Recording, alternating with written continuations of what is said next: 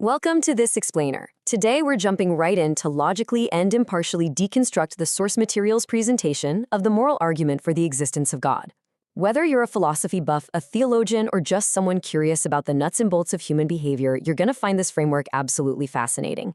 We are strictly sticking to the provided text here, mapping out the argument step by step so we can see exactly how this philosophical case comes together. So the source kicks things off by asking us to evaluate some super foundational concepts. It starts with a classic Socratic question. Is being correct inherently better than being incorrect? Now, I know it sounds almost overly simple at first glance, but the text wants us to look really closely at these terms. One is clearly positive, the other is negative. Whether you're taking a math test or just giving someone driving directions, most reasonable people would immediately agree, right? Being correct is simply better than being incorrect. Next up, truth. We're asked to consider if the true is fundamentally better than the untrue. This is prompting us to make a basic value judgment. Once again, we've got a positive and a negative, and by acknowledging that the true state is just flat out more desirable, we're actively making an evaluation. We're putting a higher value on one side of the equation.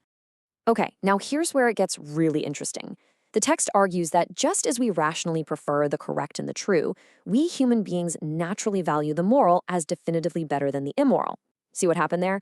We just moved from basic facts to a value system that involves accountability. And yeah, while some folks might fidget a bit when accountability comes up, the text asserts that, by definition alone, human reasoning recognizes the moral state as inherently superior to the immoral state.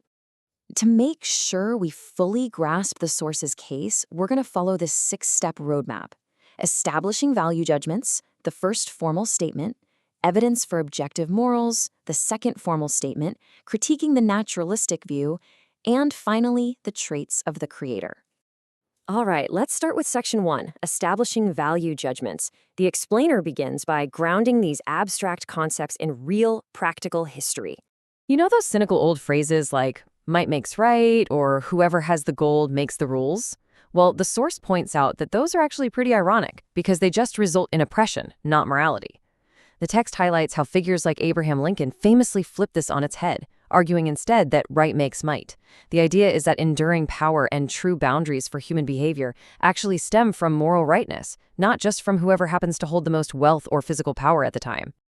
Moving right along to section 2, the first formal statement. This is where the philosophical heavy lifting really begins. Before we look at the logic, the text absolutely has to define what it means by objective morality. And this is vital. An objective standard is defined here as one that exists entirely above the plane of subjective human opinion. It doesn't depend on what you think, what some philosopher thinks, or what a specific culture dictates. It's a constant, entirely external standard. And that brings us to the source's first formal syllogism. Premise 1. If objective moral values exist, an objective lawgiver exists. Premise 2 asserts that objective moral values do, in fact, exist, which leads straight to the conclusion, therefore, an objective lawgiver exists. The text lays out a very clear formal sequence here, which naturally leads us to section 3, evidence for objective morals. Because a syllogism is only as good as its premises, right? So the text has to prove that second premise, that objective morals actually exist. And the source does something pretty clever here. It turns to voices holding entirely different worldviews to make its point. It cites evolutionist George Gaylord Simpson, who observed that ethics are completely irrelevant to non-living nature. I mean, you don't find morality in a rock or a tree or even in animals. Morals uniquely arise within humans. The source argues this shows humanity is fundamentally different from the rest of the material world. And get this, the source then quotes the famous atheist Bertrand Russell. Russell admits that humanity instinctively values selfless behavior.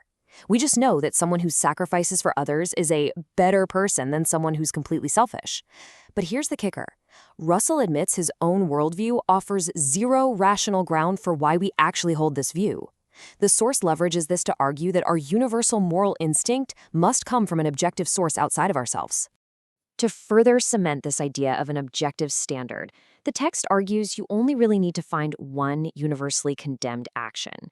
It gives some incredibly stark examples: random murder and theft, torturing innocent children, beating and raping women, parents exploiting their kids. Across virtually all isolated civilizations throughout history, these specific, heinous actions are universally condemned. The fact that laws are built everywhere to stop these behaviors points heavily to a shared, objective moral baseline. All right, let's jump to section 4, the second formal statement. Building on that evidence of universal condemnation, the source introduces another logical progression. This argument focuses entirely on human interaction. It posits that if actions can be criticized, an external standard has to exist. Think about it. When friends constructively critique each other daily, they are unconsciously relying on a shared standard. So the text concludes, an objective standard with an obligatory character, meaning it carries a mandatory burden for us to follow it, must exist. To back up this idea of a mandatory external standard, the text highlights a fascinating debate moment. The atheist philosopher Antony Flew was asked point-blank if the atrocities of the Holocaust were a real objective moral wrong. His one-word answer? True. The source even notes another atheist, Wallace Matson, agreed, taking it further by saying someone would have an objective moral obligation to die rather than participate in such acts. Along the same lines, the source uses a quote from atheist Michael Roos. He argues that denying basic moral truths is quite literally as factually absurd as denying basic math.